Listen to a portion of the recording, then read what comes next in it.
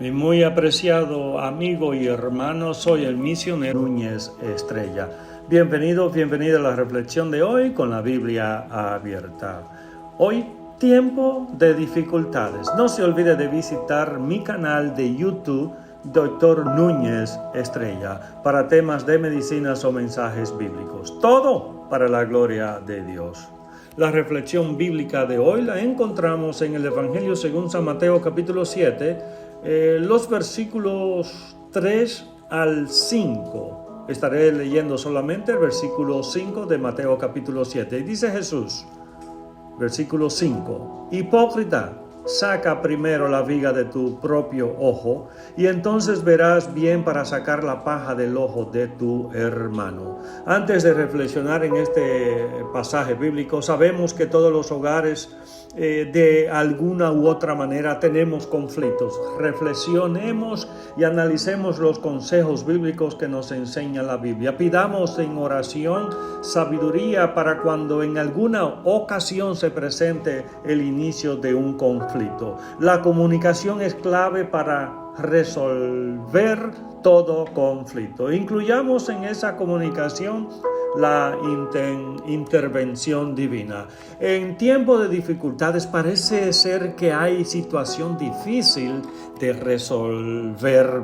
Para Dios nada es imposible que no se pueda resolver. La palabra dificultad proviene del término latino dificultas.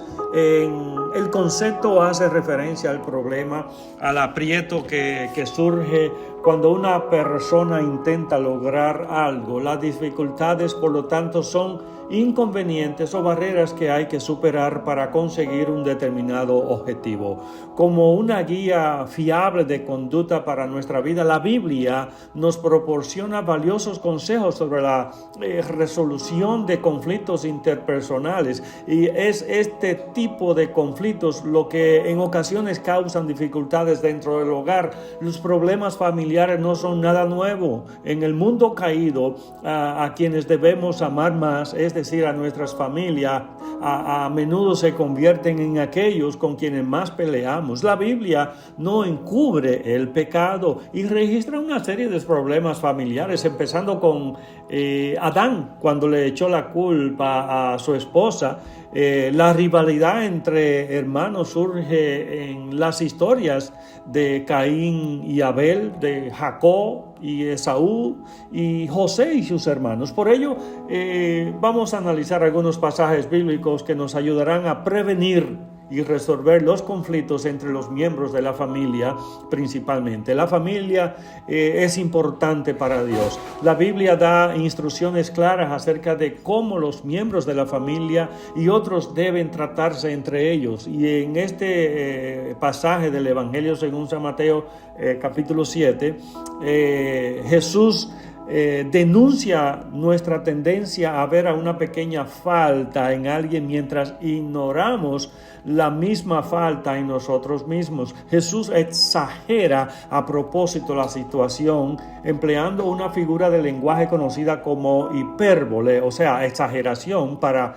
remachar el argumento. Alguien que tenga una viga en el ojo encuentra a menudo falta en la paja en el ojo de otro sin siquiera darse cuenta de su propia condición. Es hipocresía creer que podemos ayudar a alguien en una falta cuando nosotros mismos tenemos una mayor falta. Hemos de remediar nuestras propias faltas antes de criticarlas en otros. Criticar las faltas de los demás no resuelve problemas, solo los crea. De hecho, juzgue el pecado en la persona. La Biblia considera la hipocresía un pecado. Hay dos formas en que se puede presentar la hipocresía. La hipocresía que dice creer en algo y luego actuar de manera contraria a esa creencia, y la hipocresía de mirar por encima del hombro a los demás, sabiendo que nosotros mismos somos imperfectos. El profeta Isaías denunció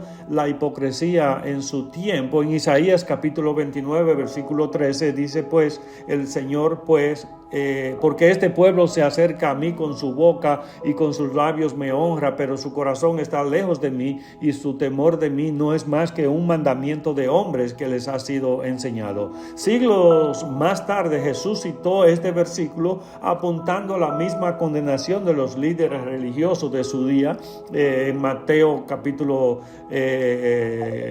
15, versículos 8 y 9, profesando dar honra a Dios con los labios, pero su corazón estaba muy lejos de él. Su culto era sin valor porque estaban dando mayor prioridad a las tradiciones de los hombres que a la palabra de Dios. Y Juan el Bautista llamó en Lucas capítulo 3, versículos 7 al 9, generación de víboras a las multitudes hipócritas que venían a él para ser bautizadas. Él se dio cuenta de que no todos eran sinceros. Algunos eran sencillamente profesantes sin hambre ni sed de justicia. Es a esto que se refirió Juan como engendros de víboras. La pregunta es, ¿quién nos advirtió que huyeseis de la ira?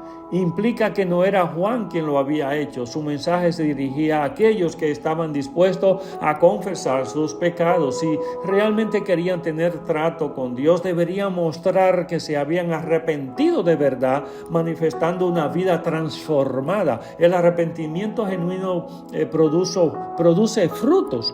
No debían comenzar a pensar que el hecho de descender de Abraham era suficiente. La relación con personas piadosas no hace piadoso a nadie. Dios no estaba limitando a la descendencia física de Abraham para cumplir sus propósitos. Él podía tomar las piedras junto al río Jordán y suscitar hijos de Abraham. Piedras aquí es probablemente una imagen de los gentiles a los que Dios podría transformar mediante un milagro de la gracia divina en creyentes con una fe semejante a la de Abraham. Esto es precisamente lo que sucedió. La descendencia física de Abraham como nación rechazó al Cristo de Dios, pero muchos gentiles le recibieron como Señor y Salvador y llegaron así a ser la descendencia espiritual de Abraham. El hacha está puesta junto a la raíz de los árboles. Es una expresión figurada, significando que la venida de Jesucristo pondría a prueba la realidad del arrepentimiento del hombre. Aquellos individuos que no manifestasen los frutos del arrepentimiento serían condenados. Las palabras y frases de Juan salían de su boca como espadas, generación de víbora,